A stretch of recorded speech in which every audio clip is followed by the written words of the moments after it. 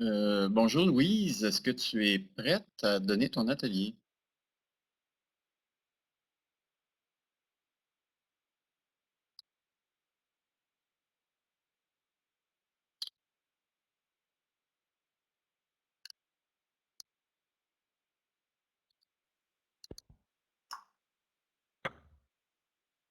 Bonjour, Sylvain ou Jean-Christophe? Non, c'est Sylvain. Ah, Sylvain. Je vais te Merci, présenter. Sylvain. Je pense que Oui, oui. Je vais te présenter, puis on déterminera, évidemment, là tout le monde nous entend, mais on déterminera aussi la meilleure façon pour poser les questions. Est-ce que c'est à clavardage, main levée avec microphone ouvert pour les intervenants? Je vais juste présenter l'atelier, puis après, je te laisse la parole, Louise. Bonjour tout le monde, bienvenue à l'atelier numéro 303. Intitulé Sami Pro, un outil polyvalent pour le soutien aux apprentissages destinés aux élèves jeunes et adultes et aux enseignants en formation professionnelle. Donc, l'objectif, c'est de venir combler les déficits de compétences en français, mathématiques pour faciliter la réussite dans ces disciplines et développer les compétences numériques nécessaires à leur évolution dans l'univers du numérique. Et c'est ce que fait Sami Pro que Madame Sauvé va nous présenter. Alors, SamiPro, c'est un environnement d'apprentissage personnalisé en ligne et interactif pouvant être utilisé tant en classe qu'à distance. Donc, je vais laisser surtout Madame Sauvé de présenter SamiPro. Mais je vous rappelle que Madame Sauvé est professeure-chercheur en technologie éducative à la TELUC et elle est directrice du Centre d'expertise et de recherche sur l'apprentissage à vie. Donc, l'acronyme SAVI.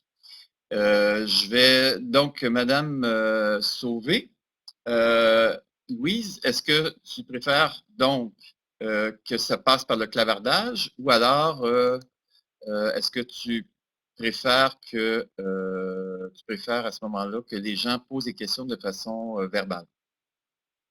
les deux me conviennent, là. Ce que je propose, c'est, j'aime bien l'interactivité avec les participants. Si au fur et à mesure vous souhaitez poser une question de précision, de compréhension, je vous inviterai à lever le pouce. Puis Sylvain, je pense que tu peux les inviter à me poser des questions. Ou Oui. sinon, vous avez une information plus générale à me demander qu'on pourrait traiter à la fin de la présentation. Ben, peut-être passer par le clavardage. À la limite, je pourrais continuer à vous répondre si on n'arrive pas à répondre à toutes les questions. Exact. C'est à vous de voir si vous trouvez que votre question est spécifique au moment de mon intervention dans une partie de la présentation. Exact. Je suis ici, mon nom est Sylvain Dessel, je suis le modérateur pour cet atelier. J'aimerais juste préciser, il y a M. Aymon qui nous a écrit en disant que l'image, en fait, la vidéo de Louise, elle est figée. Pour ma part, ce n'est pas le cas. Donc, je ne sais pas si tout le monde a la même situation, mais disons que pour ma part, Madame Sauvé, il n'y a aucun problème. La bande passante ne semble pas poser de problème. Donc, OK, parfait. Il y en a plusieurs qui confirment, Louise, qui te voit de façon réelle. Donc, je te laisse, ben voilà, je te laisse aller. Ah, Merci Sylvain. juste vous rappeler que la présentation, elle est enregistrée. Merci Sylvain. Si vous voyez bien mon image, surtout la personne là, qui voit que je fige, probablement c'est votre connexion là, qui est pas assez forte. Alors, si vous voyez bien les images, je pense que ça va être ça qui va être important. Alors, si vous voulez répondre à Sylvain que vous voyez bien à l'écran, nous pourrions débuter. Alors, je remercie de m'avoir invité à cette journée pédagogique et à pouvoir vous parler d'un projet que nous développons depuis plusieurs années. Très rapidement, ce que je vais vous présenter, c'est un survol des composantes de ce que nous avons développé.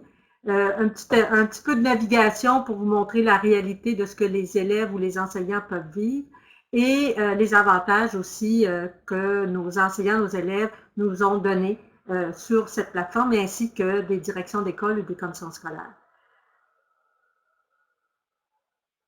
Comme le disait Sylvain précédemment, c'est un système d'apprentissage multimédia interactif qui a été construit au départ pour les élèves en formation professionnelle. Lorsqu'on l'a expérimenté dans les classes, déjà, le responsable du centre en a parlé avec le directeur d'une école, qui en a parlé avec la commission scolaire, et là, tout le monde a dit, mais pourquoi vous n'utilisez pas SamiPro pour une formation générale, pour l'éducation des adultes dans notre commission scolaire? Donc, on a dit, mais pourquoi pas? Et dès la deuxième phase du développement de SamiPro, on a commencé à aussi adapter pour la formation générale et l'éducation des adultes. L'équipe qui compose SamiPro, c'est beaucoup de personnes, des chercheurs en premier lieu, Gloria et Patrick. C'est aussi des partenaires importants et une équipe pédagogique, une équipe de soutien multimédia et pédagogique qui ont fait en sorte de pouvoir développer année par année, puisque maintenant ça fait presque 6 ans, de développer cet environnement. Quand nous avons démarré le projet, nous avions une préoccupation d'avoir une approche collaborative et participative. Donc, pour nous, c'est important de travailler avec les enseignants. C'est ce qui a été le cas. Plus de 60 enseignants et conseillers pédagogiques se sont penchés sur les contenus que nous mettions en ligne. Nous ont réajusté à la fois pour que ça rejoigne très bien les élèves en termes du langage, en termes de l'affichage en ligne et tout. Et nous avons également expérimenté avec les élèves de façon très concrète. Plus de 500 élèves ont travaillé avec nous là, pour expérimenter SamiPro. Et l'objectif était d'en vérifier la pertinence pour ces élèves-là. Est-ce que ça répondait bien à leurs besoins, soit en tant que formation professionnelle ou les autres types de formations. Et surtout, est-ce qu'ils avaient un plaisir, une motivation à naviguer dans cet environnement? Parce qu'on sait que c'est un élève ou un étudiant n'a pas ce plaisir de naviguer, bien, il va facilement décrocher. 2 interfaces ont été construites parce qu'on disait que ça concerne 2 personnes importantes. L'élève, en premier lieu, une interface qui est personnalisée à ses besoins, et l'interface des intervenants. On a appelé intervenants parce qu'on ne savait pas, il y avait des enseignants et des conseillers pédagogiques, alors on a donné un générique, dossier intervenant, qui permet aux personnes qui suivent ces élèves dans votre école, dans votre centre, de pouvoir avoir juste à temps, donc au moment où je clique pour ouvrir mon dossier intervenant, je vais avoir accès aux informations, aux traces que les élèves ont laissées dans l'environnement, et ça jusqu'au moment où je ouvre mon interface. Lorsque j'arrive la première fois dans l'environnement, on me propose des contenus variés pour soutenir mon apprentissage. Ce qui est très important à remarquer, c'est qu'au niveau mathématiques et français, ce ne sont pas des compétences qu'on enseigne au secondaire, mais plutôt les compétences qu'on n'a pas acquises au moment où on est rentré en 2e secondaire. On a un certain nombre de compétences en français et en mathématiques que malheureusement n'ont pas été acquises. Alors, on s'est adressé spécialement à ce type de compétences parce qu'on sait qu'il y a d'autres sites qui offrent les compétences en mathématiques et français. Mais pour nous, ce qui est important, c'était vraiment de toucher ce que les étudiants, les élèves, en formation professionnelle n'ont pas comme compétences de base dans ces 2 matières. Par ailleurs, ce qui fait l'objet en grande partie de l'environnement, c'est tout ce qui touche aux stratégies d'études. Tout ce qui fait qu'un étudiant ou un élève peut avoir des difficultés, par exemple, savoir bien écouter pour prendre les notes en conséquence, savoir lire un texte, mais de savoir aussi annoter ce texte. Donc, un certain nombre de compétences, gérer son temps, surtout que nos élèves de plus en plus, surtout en formation professionnelle, ont souvent un emploi. Donc, savoir gérer son temps, savoir aussi mémoriser ou comprendre, et pourquoi pas savoir faire une bonne production écrite ou orale. Donc, on s'est particulièrement intéressé à ce groupe-là, et depuis maintenant presque 1 an et demi, on travaille aussi sur une nouvelle thématique qui est la production numérique écrite, dont je vous parlerai plus abondamment un peu plus tard. L'originalité du site, c'est que ça s'adresse à chaque personne. Lorsque je rentre dans l'environnement, je suis inscrit comme un élève ou comme un enseignant, et automatiquement, le système va reconnaître cet élève-là et va lui offrir toutes les informations liées à ce qu'il a fait dans l'environnement. Comme l'objectif, c'est de leur offrir des contenus qui vont les aider à mieux développer certaines compétences ou certaines stratégies. Donc, lorsqu'ils rentrent dans l'environnement, le système leur propose les outils qu'ils ont sélectionnés, et on va voir un peu plus tard comment ils les ont sélectionnés, et leur indique qu'il y a certains outils qu'ils ont vus par la petite coche et ceux qu'ils n'ont pas encore vus. Parce que lorsqu'on navigue et qu'on trouve des outils, on a parfois envie, puis les élèves, c'est ce qu'ils nous ont dit, on a parfois envie de les regarder, mais peut-être pas maintenant parce que j'ai d'autres activités, etc. Donc, l'élève, chaque fois qu'il revient dans son environnement, qu'il a choisi des outils sur une thématique particulière, comme ici la production numérique écrite, il peut très vite voir qu'il a vu 3 outils et qu'il y a 2 outils qu'il pourrait également consulter. C'est aussi original du point de vue de l'intervenant, parce que lui, il a un tableau de bord. Il a un tableau de bord de chacun de ses groupes, si c'est un conseiller pédagogique ou un enseignant.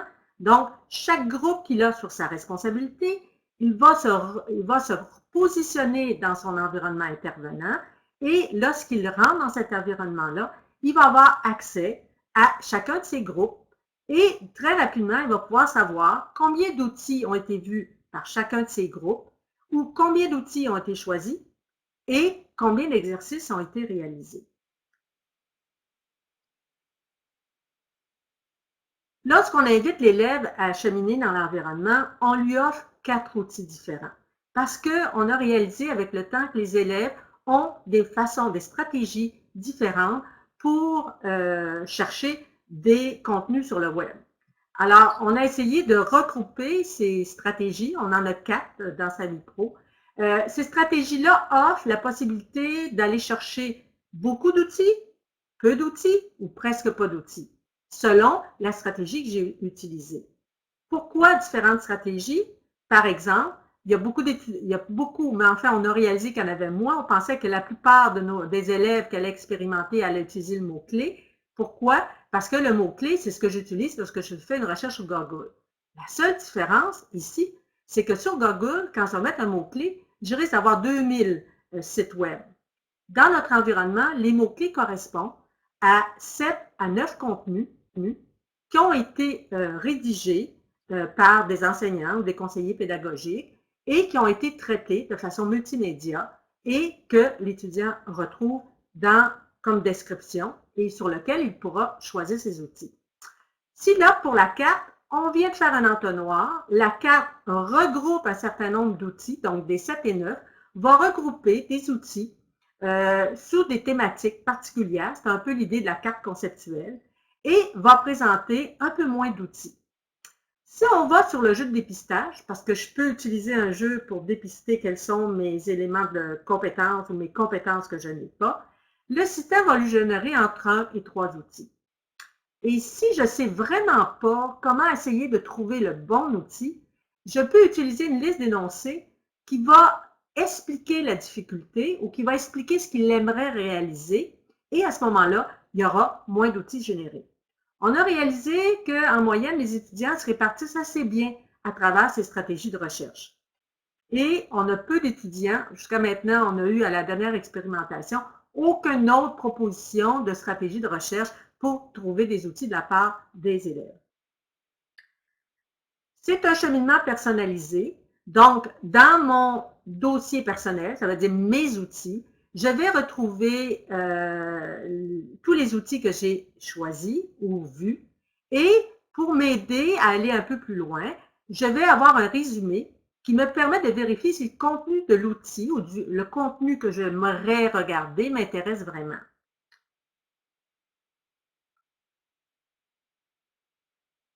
Donc, pour chaque contenu que je vais transférer, que l'élève va transférer dans son environnement, on lui propose 3 manières d'apprendre sur un même contenu.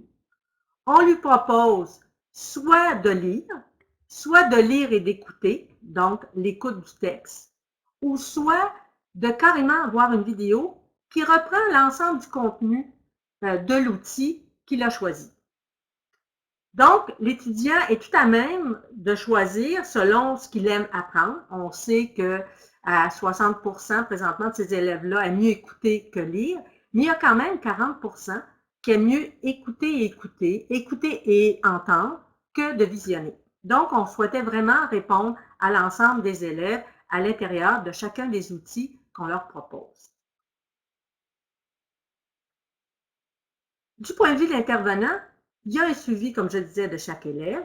Alors, on retrouve, dès qu'il choisit un groupe, on retrouve tous les élèves inscrits dans ce groupe, à quel moment ils ont visité le site. On retrouve aussi les outils qu'ils ont vus, mais peut-être pas nécessairement choisis, et les exercices qu'ils ont réalisés.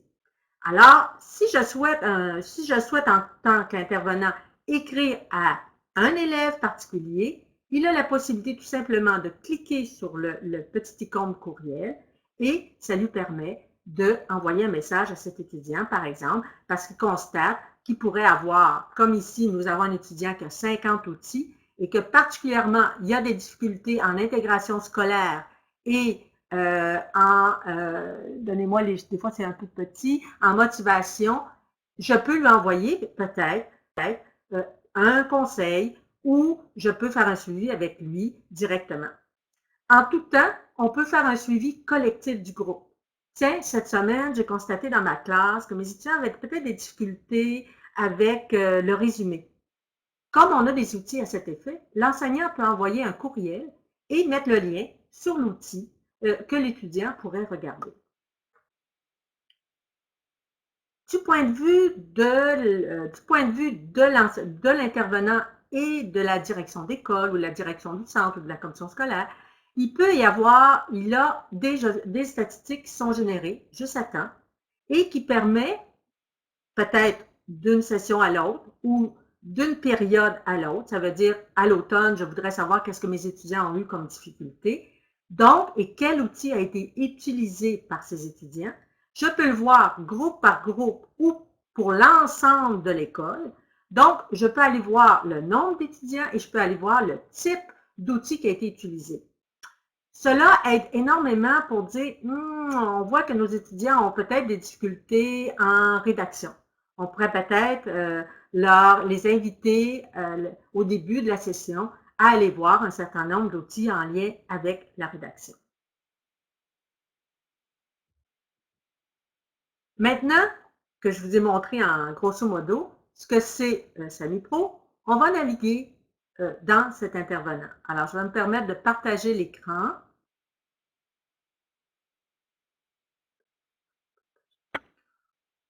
Et je vais vous mettre ici, oups, un instant, je vais essayer de le placer au bon endroit.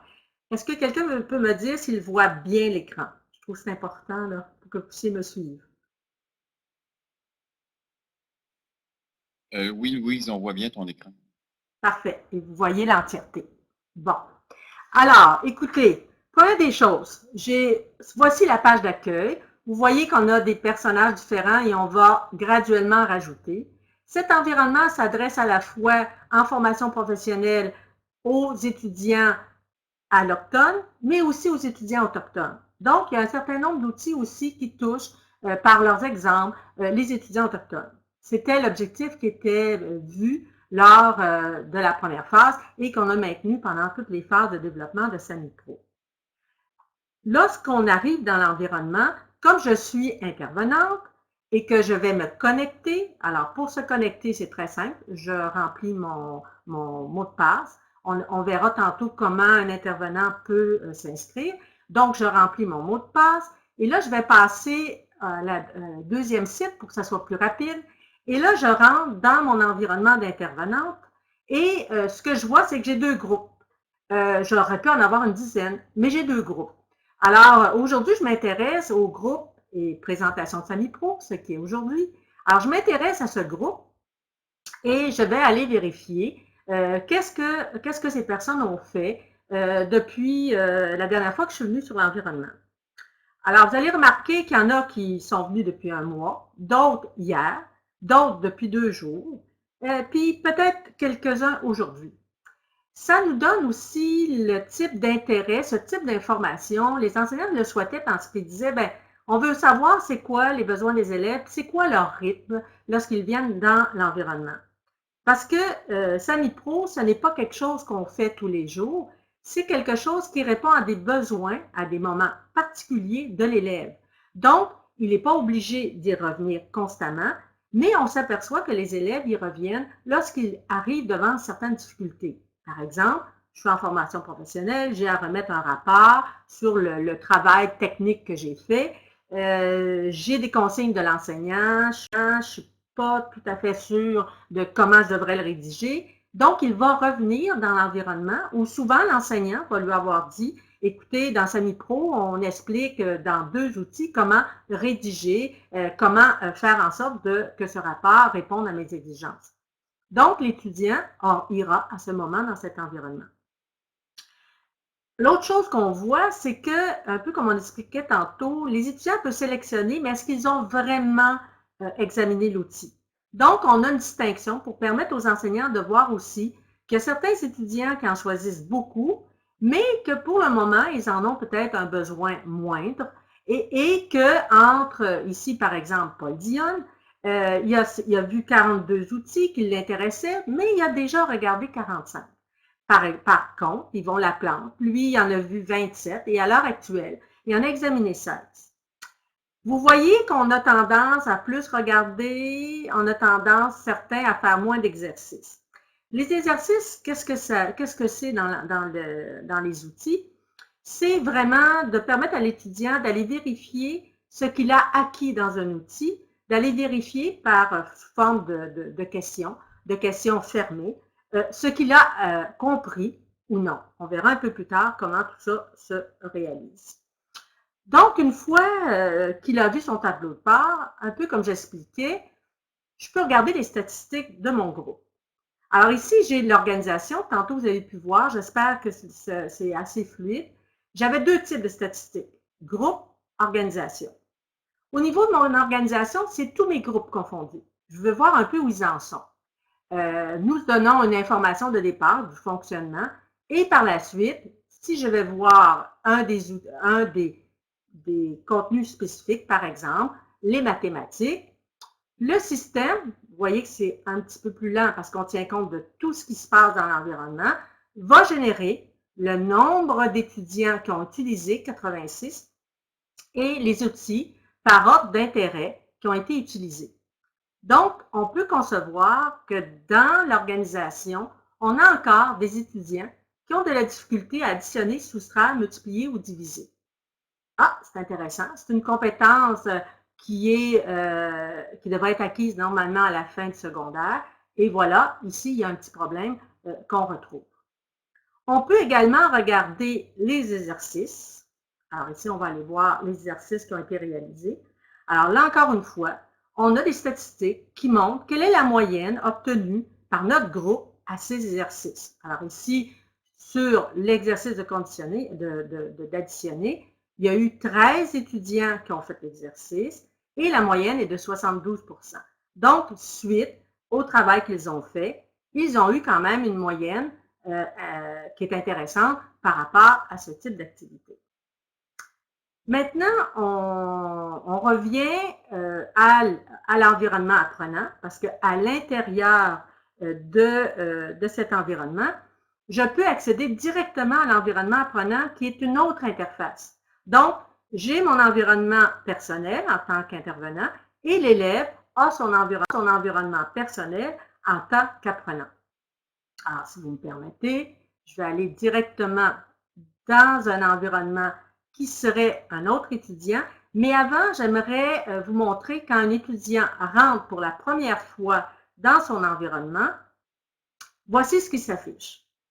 On lui souhaite le bienvenu, on l'identifie comme étudiant, puisque ce sera son dossier, et on l'invite à choisir un des éléments, une des catégories qu'il voudrait trouver des outils pour l'aider, soit au niveau de ses compétences, soit au niveau de ses stratégies, ou soit au niveau de sa production numérique écrite. Donc, lorsqu'on choisit un outil, ça nous amène directement dans trouver des outils et ça nous amène directement dans la production numérique écrite. Cette page d'accueil-là disparaît après la première visite. Et là, on revient, excusez-moi un instant, je vais passer quelque chose, et là, on revient dans un environnement standard, et là, je vais me permettre de revenir dans mon environnement. On revient dans un environnement standard, et là, ce sont les outils que nous avons utilisés pour tout au long de notre démarche. Ici, on a l'avantage d'avoir ces outils-là par ordre alphabétique ou selon ce qu'on souhaite, on peut changer la liste de ces outils. On peut également le faire en termes de date. Tous les outils que j'ai faits hier, je peux les retrouver. Et par ailleurs, pour chaque outil, je peux retrouver les exercices, les résultats que j'ai eus à chaque exercice. Et si je clique sur cet aspect, vous allez voir que je retrouve ici, dans cet exercice où il y avait 3 questions, j'ai réussi 2 des 3 et voici le corrigé lié à cette question. Donc, en tout temps, je peux aller vérifier ce que j'ai fait et s'il y a des exercices que je souhaite faire, je peux aller les chercher directement. Autre phénomène, dans toutes les pages, il y a une aide. Il y a une aide pour, parce qu'on s'est dit, on peut expliquer dans des consignes et tout, mais il y a des aides qui permettent d'expliquer comment fonctionne l'environnement de façon très, très simple et de on a aussi dans les outils, parce qu'on a réalisé qu'il y a des étudiants qui en choisissent beaucoup. On peut aussi les trier, parce qu'aujourd'hui, j'aimerais travailler dans la production écrite ou orale. J'ai un outil. Ou je voudrais travailler en écoute et lecture. Et là, j'ai plusieurs outils. Donc, je peux faire une recherche par catégorie sur les outils que j'ai sélectionnés. Par exemple, j'aimerais regarder de nouveau, apprendre à se préparer pour faire une présentation orale. Qu'est-ce qu'on retrouve dans l'outil? Un peu ce que j'expliquais, un contenu textuel, un contenu sonore, je ne vais pas le faire partir parce qu'on va dédoubler, et je vais retrouver aussi un vidéo qui m'explique comment bien me préparer dans une exposition orale. Donc, tout ce que j'aurais vu, les trucs pour préparer avant l'exposé, pendant l'exposé, etc., va être repris dans une vidéo qui explique ce que je dois faire et dans lequel on insère aussi les extraits qui peuvent m'intéresser ou que je veux revoir de façon plus spécifique. Tous les exercices offrent toujours des exercices autocorrectifs et vous allez voir, certains des outils offrent également une mise en action, particulièrement dans la production numérique écrite, parce qu'on souhaite que l'étudiant puisse utiliser efficacement les technologies qui lui permettent de faire une production écrite efficace. Dans tous les outils, on a les résultats et lorsque j'obtiens mon résultat, par exemple ici, je n'ai pas bien répondu à la question 2, j'ai bien répondu à la question 1 et 3, donc je peux d'un seul clic reviser cette partie, donc je vais vraiment aux besoins que j'ai, donc je peux reviser cette partie tout simplement pour être capable de revoir les éléments que j'ai manqués ou soit par distraction ou soit que je n'ai pas retenu. Et naturellement, j'ai toujours le corrigé de chacun des exercices que je devais faire.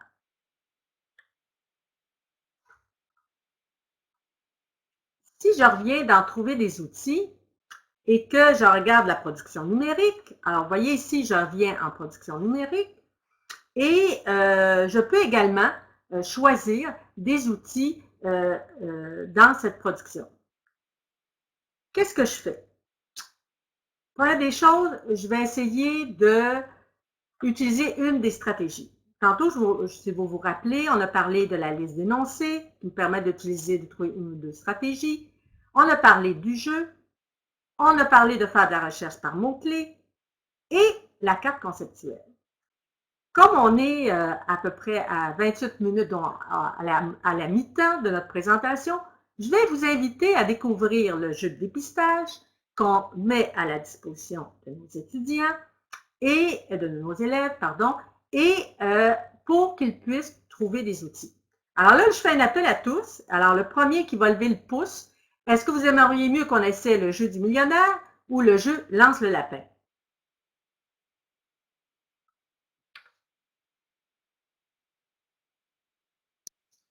Lever le pouce, ça serait peut-être un peu difficile parce qu'on ne saura pas pour lequel, mais dans le clavardage, ça serait peut-être plus facile de vérifier lequel des deux jeux serait choisi par la majorité. Donc, millionnaire lance le lapin. Est-ce qu'il y en a qui veulent se lancer à savoir quelle est la préférence? Madame Leboeuf souhaite millionnaire. Ah, Madame Leboeuf. Les deux jeux qu'on présente ici. J'ai M. Talon. Je vais vous laisser. Oui, allez-y, M. Talon. J'ai ouvert votre micro.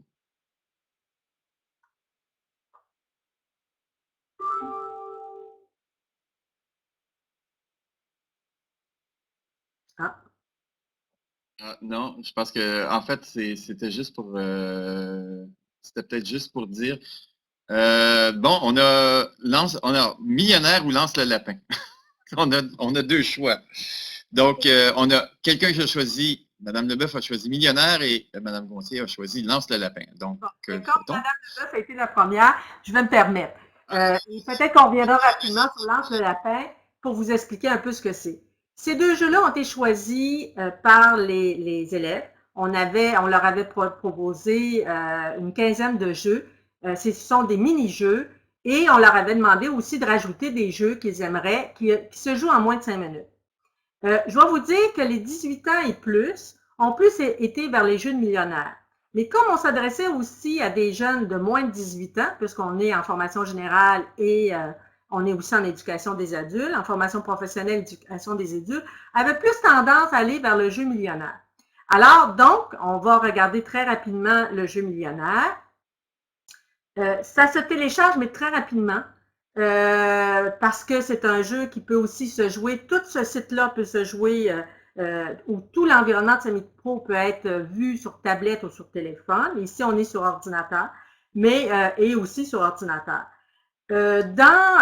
Toujours, comme l'habitude qu'on a, on donne une explication du jeu. L'idée, c'est de gagner 1 million. Je ne sais pas si on pourra le faire maintenant, mais peut-être qu'on ne pourra pas tout le jouer pour gagner le million. Donc, ça explique comment le jeu se joue, comment nos gains, comment on peut atteindre nos objectifs de gagner et quelles sont les aides que nous avons pour réaliser ce jeu de millionnaire.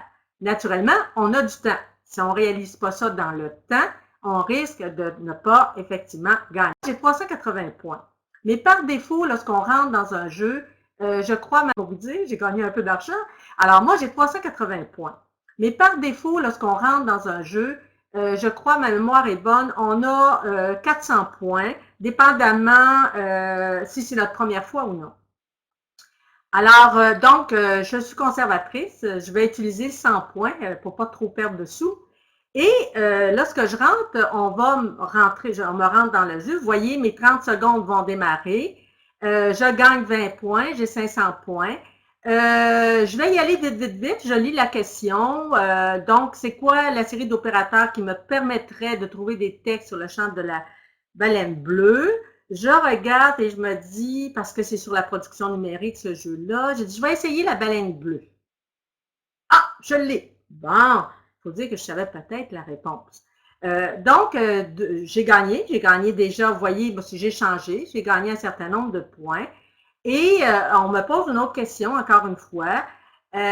J'utilise quoi pour que mes données soient le plus possible à jour? Alors, je vais mettre aucune de ces réponses. Et là, oups, je n'ai pas la bonne réponse. Si je veux continuer à jouer, il faut que je paye. Alors, ça va me coûter 60 points. Et j'ai toujours la possibilité de pouvoir choisir je vais faire un autre choix. Donc, je vais essayer la veille informationnelle. Et voilà, j'ai une bonne réponse. Lorsqu'on me questionne sur une des choses, j'ai, comme je vous disais, des outils qui m'aident à décider si, au niveau de cette question, qui est, je suis une notification automatique de l'entrée de nouvelles informations, je ne suis pas sûre, je peux cliquer sur le vote du public, donc le vote de tous les autres élèves, et là, on me dit que c'est la réponse A qui serait la plus pertinente? Alors, je vais essayer la réponse A. Et oui, j'ai une bonne réponse. Mais comme toute statistique, il peut arriver que nous n'ayons pas toujours la bonne réponse. Alors, par contre, vous remarquez que là, le bouton est maintenant gris. J'ai utilisé une de mes 3 chances. Il m'en reste 2. Donc, je peux avoir la possibilité soit de réduire le nombre de réponses, donc 50-50, 2 sur 4, ou j'ai la possibilité de sauter la question, mais juste une fois. Alors, ici, quel outil ne me permet pas de faire de la veille informationnelle? Oh là là là là là là, lequel? Je vais essayer, je sais que l'alerte me permet, Kant, je ne suis pas sûre, mais il me semble que oui. Ah, c'est pas la bonne réponse, encore une fois, où? Parce que là, plus je commence à avoir de mauvaises réponses, plus je perds des points. Donc là, 140, je suis rendue à 200, il faut que je commence à y penser sérieusement. Donc, quel outil me permet de faire de la veille informationnelle? Je vais essayer Feldy. Et là, je perds encore 140. Alors là, j'espère que je suis correct. Et mon Dieu, que ça va pas bien notre affaire. Donc, c'était aucune de ces réponses.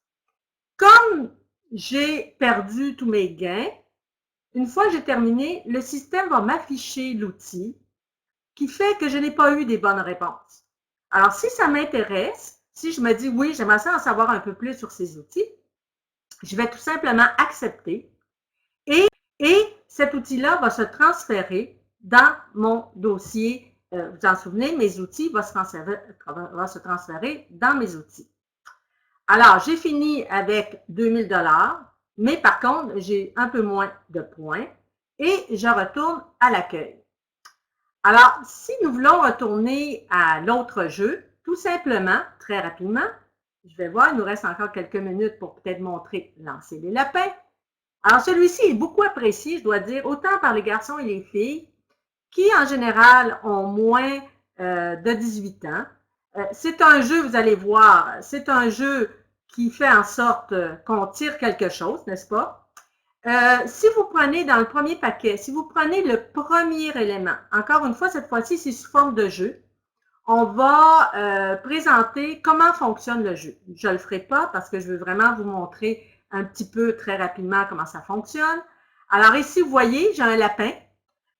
Si je diminue mon écran un peu, alors on va essayer de le diminuer un tout petit peu, j'ai des choses, je dois détruire, si vous voyez, une construction.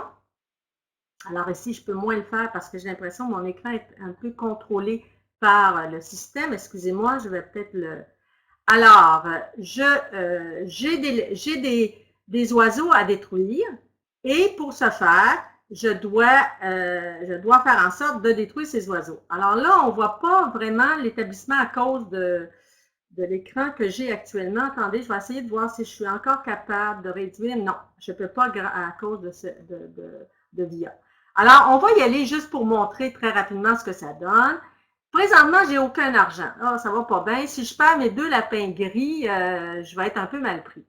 Alors, pour avoir de l'argent, je dois répondre à des questions. Alors ici, ce jeu-là, c'est d'autres questions qui sont liées à des outils. Et là, si on était tous ouverts, je vous demanderais c'est quoi la réponse à cette question. Donc, les encyclopédies sont des ouvrages de référence qui donnent quoi? Une information spécialisée, globale mais succincte, sur des thèmes précis ou toutes ces réponses? On va essayer sur toutes ces réponses. Désolé, mais je n'ai pas gagné d'argent parce que c'était toutes ces réponses. Les encyclopédies sont considérées comme des sources primaires, secondaires, tertiaires. On va essayer secondaire. Non, c'est tertiaire. Ouh, bon. Quelle expression n'est pas utilisée pour qualifier une carte conceptuelle? Là, je me suis dit, tiens, on va essayer la carte linéaire. Oui, c'est la bonne réponse. Alors, je gagne 40 points. Alors, ici, je viens d'obtenir 40 points. Avec 40 points, je peux acheter un lapin rose. Mais là, pour le moment, j'ai des lapins gris. Alors, je vais lancer mon lapin gris. Hein? Et là, mon lapin gris, là, je vais essayer. Oups, je suis allée trop vite. Je vais lancer mon lapin gris pour vous montrer qu'est-ce qu'il peut faire. Hop là, ça va bien. Hop là. L'objectif, c'est de détruire tous mes lapins. Alors, ce que ce que les élèves font, c'est je détruis au fur et à mesure. Si j'ai détruit tous mes lapins, je peux passer à un autre niveau. Alors ici, j'ai plus de lapins. Alors, oups, il me reste encore, il me reste 40. Je peux mettre un lapin de plus. Alors, parce que je veux gagner mon niveau. Alors, mon lapin, voilà, je le tire et j'espère que je vais pouvoir... Ouh, non, j'ai pas. Bon. Donc, c'est sûr que là, l'étudiant va être invité à aller répondre à d'autres questions. Alors, comme le temps nous est un peu compté, je vais me permettre d'arrêter ici. Alors, je peux en tout temps revenir. Je peux aussi, j'ai de la musique, je peux aussi mettre la musique et je peux aussi recommencer le même jeu pour pouvoir essayer de voir si je peux m'améliorer. Alors, je reviens dans ma maison, je reviens dans le lance le lapin et je reviens dans cet environnement. Alors, j'espère, est-ce que ça va bien jusqu'à maintenant? Peut-être juste lever le pouce pour que Sylvain me dise que tout va bien. Comme je vous dis, si vous avez des questions, ne vous gênez pas, ça va me faire plaisir. Alors donc, voici la première stratégie de dépistage. Si j'utilise l'outil de recherche, mettons, je mets juste travers et je fais une petite recherche dans mon environnement. Et là, vous voyez, comme tout mot-clé, ça me donne peut-être pas mal d'outils. Maintenant, si j'essaie avec fiche, ça va aussi me donner probablement plusieurs outils. Et si je fais avec quelque chose de plus précis,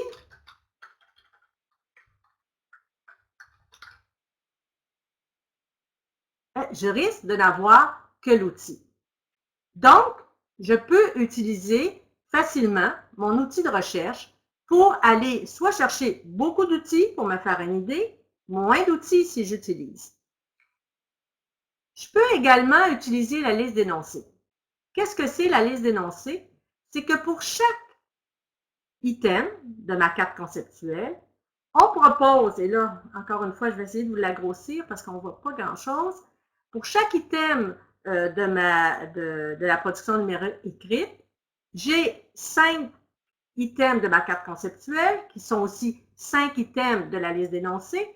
Et là, par des besoins que j'ai, si j'utilise, par exemple, que j'aimerais apprendre comment faire une recherche dans des bases de données en ligne, et ici, si je clique comme j'ai fait, on va me proposer un certain nombre d'outils.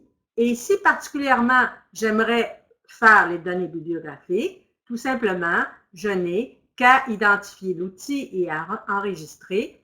Et cet outil-là va retourner dans mes outils. Je vais vous montrer un autre énoncé. Je veux par exemple évaluer la pertinence de l'information véhiculée par une image ou une vidéo sur Internet. Si je clique sur cet énoncé, je vais m'apercevoir qu'il y a 2 outils qui peuvent m'aider. Alors, ces outils, vous allez remarquer que dans tout ce qui est production numérique écrite, à chaque outil qu'on présente, on montre comment faire cette recherche d'image. Pourquoi on l'a fait, cette recherche d'image? Parce qu'il y a une question de vérifier si l'information elle est exacte. Et comment on peut vérifier si cette information est exacte? Il existe des outils simples qu'on retrouve sur le web, comme TeamEyes ou Google Images ou Decodex, qui nous offrent la possibilité d'aller vérifier si cette image véhicule la bonne information et si elle peut être utilisable dans mon travail, dépendamment s'il y a des droits d'auteur ou non. Si c'est une image commune et que les droits ne sont pas restreints, donc je pourrais l'utiliser dans mon travail pour illustrer probablement un certain nombre de contenus. Donc, ça me permet d'utiliser de façon plus précise la liste de données. On retrouve la même chose, par exemple, savoir écrire en collaboration, donc faire un travail d'équipe lorsqu'on est présentement en pandémie et qu'on est à distance.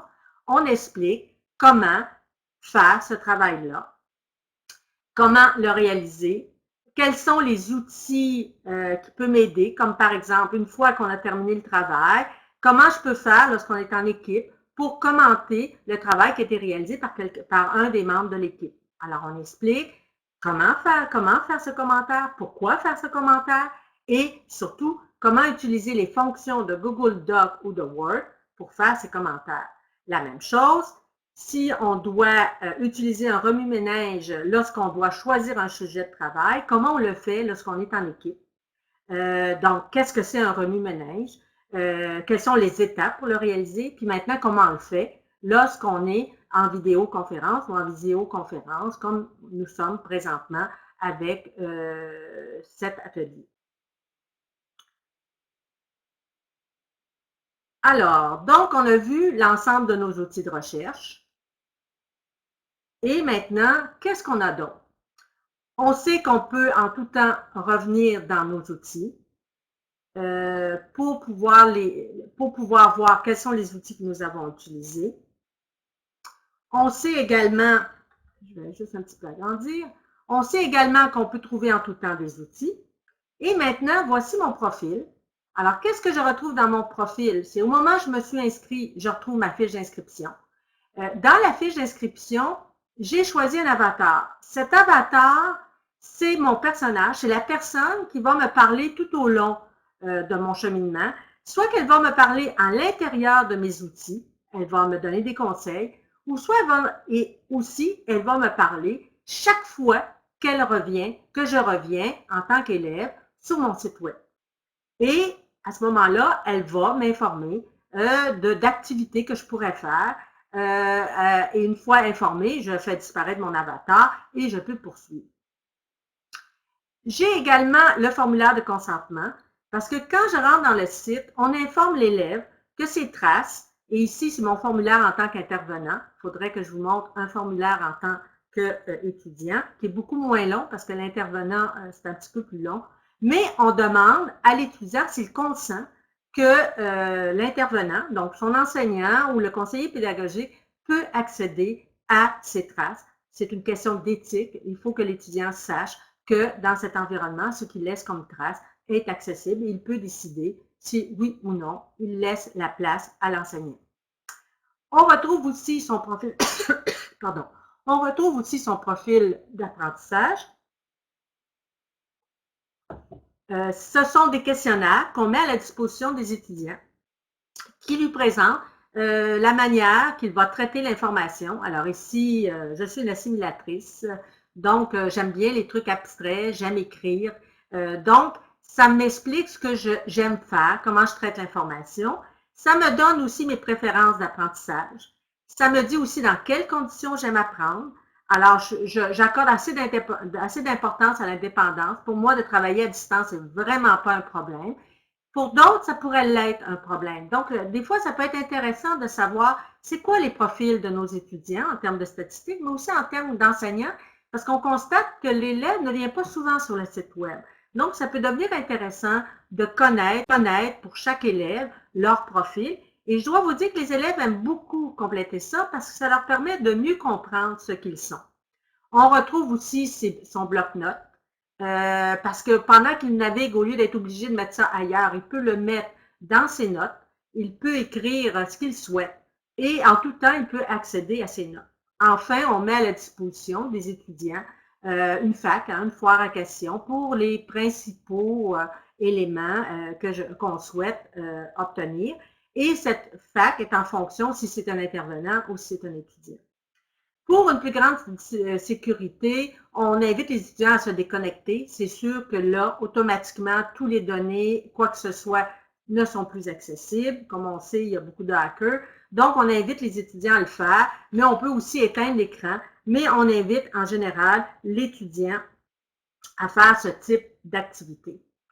Peut-être pour terminer, si vous souhaitez de votre côté peut-être accéder à SamiPro, on donne ici dans le bandeau la possibilité pour vous d'accéder. Alors donc, on explique à quoi sert SamiPro et on vous explique comment nous rejoindre pour pouvoir inscrire votre centre à SamiPro et dans quelles conditions vous pouvez les faire.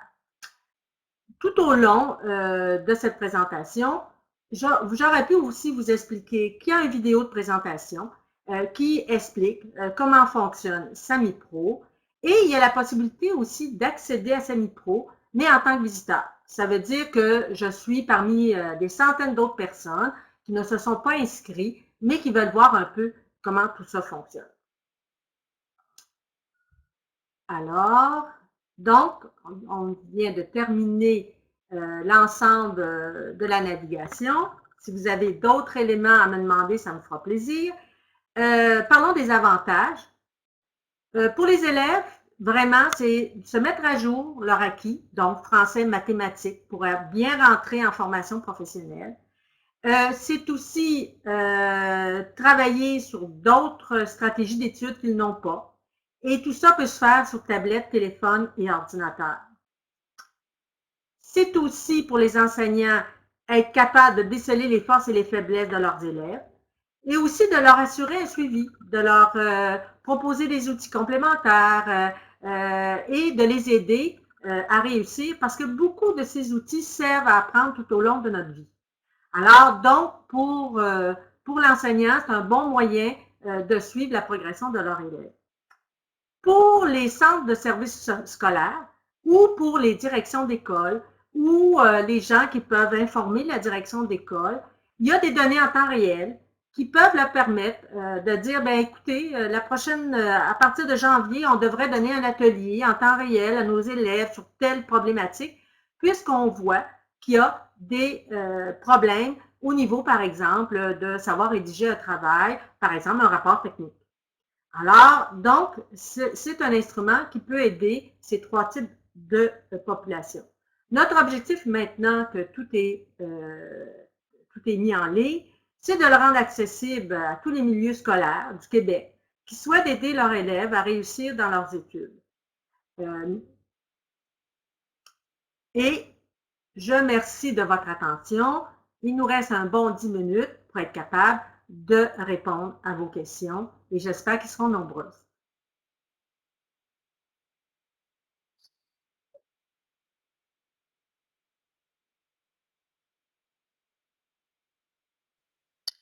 Alors, si vous avez des Oui, questions, juste, en fait, levez la main, puis je vais vous donner, est-ce que c'est préférable comme ça, Louise? Une personne lève la main et puis je donne le droit de parole de façon verbale. Ce serait peut-être plus simple que d'écrire par le clavardage. En tout cas, plus rapide. Donc, si vous avez des questions, juste près levez de la votre main. petite Pour ceux qui ne caméra. savent pas, la main est en haut à gauche de votre écran. Moi, j'inviterais que vous ouvriez aussi votre micro parce que des fois, comme la liste est très longue, c'est pas facile à voir la personne qui a levé la main, je dois dire.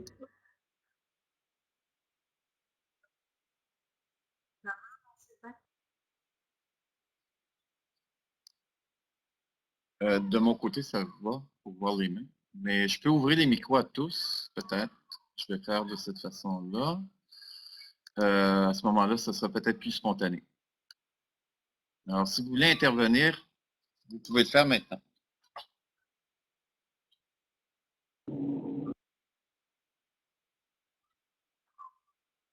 Alors moi, je peux peut-être poser une question si personne ne m'en pose. Selon vous, est-ce que cela peut aider vos élèves? Est-ce que les difficultés qu'on a recensées, parce qu'on a vraiment discuté avec les élèves, avec les enseignants, comme vous avez pu le constater, on a travaillé avec la commission scolaire de l'art et des bois, donc ils ont un centre de formation professionnelle. On a travaillé énormément avec eux. On a travaillé aussi avec l'Institut des mines parce que, bon, c'est une profession dans cette région-là importante. Pour essayer de bien répondre aux compétences de base, en tout cas en français mathématiques, mais surtout aux stratégies d'études que les élèves n'ont pas nécessairement. Puis on a réalisé qu'en formation des adultes, c'est la même chose. On retrouve en général une grande quantité des mêmes stratégies d'études qui ne sont pas bien développées chez eux et qui peuvent occasionner des difficultés là, au niveau de leur apprentissage.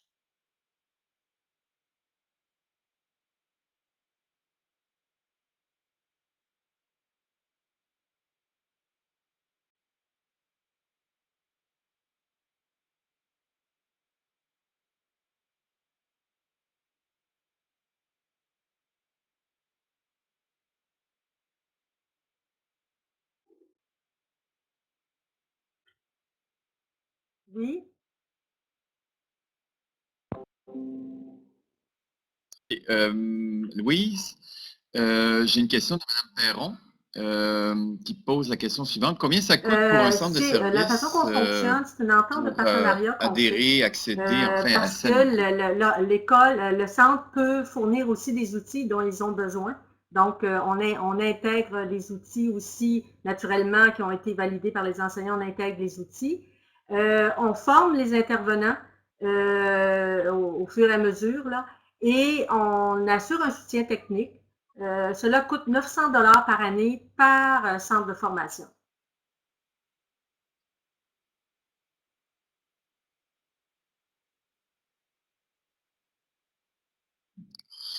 Deuxième question de la part de M. Ça, Martel. c'est la bonne question. C'est la Est-ce bonne possible question. de s'inscrire personnellement Oui, pour nos enfants? sauf que vous n'avez aucun soutien.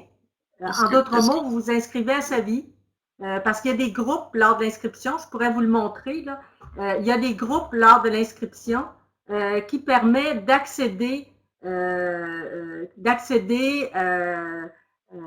d'avoir un environnement propre, d'avoir un environnement d'apprentissage. Mais vous n'aurez pas l'environnement intervenant parce que c'est là où on peut, par l'environnement d'intervenant, créer des groupes. On a des écoles qui actuellement ont une vingtaine de groupes et ont divisé toute l'école, tout le centre, pardon, je dis souvent école parce qu'on a travaillé avec les deux. Alors, qui ont divisé les groupes de leur centre en 20 groupes. Et ces 20 groupes-là permettent à des conseillers ou à des enseignants de les suivre.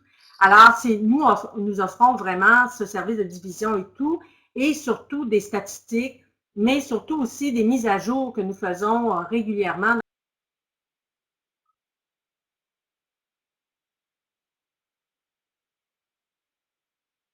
dans l'environnement. Mais il est possible. C'est possible en utilisant l'organisation Savie. D'accord. Actuellement, je n'ai pas d'autres questions au niveau du clavardage. Donc, il est 11h56. L'atelier se termine dans à peu près 4 minutes. Est-ce que, oui, tu veux ajouter quelque chose? Écoutez, tout cet environnement-là existe parce qu'on a eu des enseignants qui ont travaillé avec nous de façon constante depuis le début du projet, il y a 6 ans. Et il y a des élèves qui y naviguent régulièrement, ce qui nous permet, nous, en tant que centre de recherche, parce qu'on est un centre de recherche, ça nous permet en tant que centre de recherche de développer d'autres outils que l'on met au service des écoles et des centres de formation, que ce soit aussi en éducation des adultes et aussi au niveau des Autochtones. Donc, c'est un travail constant. On aime beaucoup faire ce développement. On sait qu'il existe énormément de sites, mais je pense que ce qui nous distingue particulièrement, c'est tous les outils qu'on met au service des étudiants au niveau des stratégies d'études, de gérer son temps, de gérer son stress, sa motivation, de s'intégrer dans le centre, dans l'école, mais aussi tout ce qu'on a travaillé au niveau de la production numérique écrite, à savoir comment utiliser les différents outils offerts en ligne ou les outils bureautiques de Word, Excel, etc., parce qu'il y en a beaucoup qui utilisent ça. Donc, de pouvoir utiliser ces outils efficacement, permettant de réduire le travail de l'étudiant qui souvent au niveau du traitement de leur travail scolaire ne savent pas nécessairement utiliser toutes les compétences nécessaires ou toutes les stratégies nécessaires pour développer un travail qui sera bien noté. Donc, on essaie par ces outils de les mettre à la disposition des élèves pour qu'ils rendent le travail le mieux noté au point de vue scolaire, mais aussi leur permettre d'acquérir des outils qui vont leur servir tout au long de leur vie. Par exemple, vous avez à faire un rapport, que vous soyez élève ou que vous soyez un mineur, chef de chantier, et vous avez un rapport technique à remettre, ben, vous pouvez même y revenir pour vérifier si ce que vous allez remettre correspond à ce type de rapport. Donc, ça se veut à la fois pour nos élèves du secondaire, nos élèves en formation professionnelle et nos élèves aussi en formation des adultes. Donc on termine. Je voudrais vous d'abord Monsieur Martel, Madame Perron, Monsieur Ruet et Monsieur Blanchet, merci pour vos petits mots. Pour Madame donc Sauvé. Je vous rappelle que la présentation a été enregistrée. Je crois qu'il y a un suivi qui va se faire au niveau de la participation, à savoir à quel endroit vous pourrez revisionner donc la présentation. Il y a aussi, comme disait donc Madame Sauvé, la problématique de la mise en page, puis parfois c'était un peu petit. Peut-être que justement avec la vidéo, si vous voulez la revoir, vous pourrez voir l'interface de façon beaucoup plus claire et beaucoup plus large, étant donné que vous allez être plus en contrôle au niveau du visionnement puis de la résolution de votre écran. Donc, alors, je voudrais remercier Madame Sauvé. J'aimerais aussi remercier tous les participants qui ont assisté à la présentation. Et puis, je vous souhaite, au nom du comité organisateur, je vous souhaite à tous une excellente journée. Donc, voilà. Alors, Madame Sauvé. Merci Sylvain d'avoir été notre modérateur. J'ai beaucoup apprécié et je remercie les gens qui ont participé. Pour nous, c'est important de pouvoir échanger avec le milieu puisque nous développons des choses pour ce milieu. Alors, merci à tous et on vous souhaite une excellente, je pense que c'est la pause midi, donc une excellente pause midi et bien, de retour cet après-midi. Merci à tous. Merci.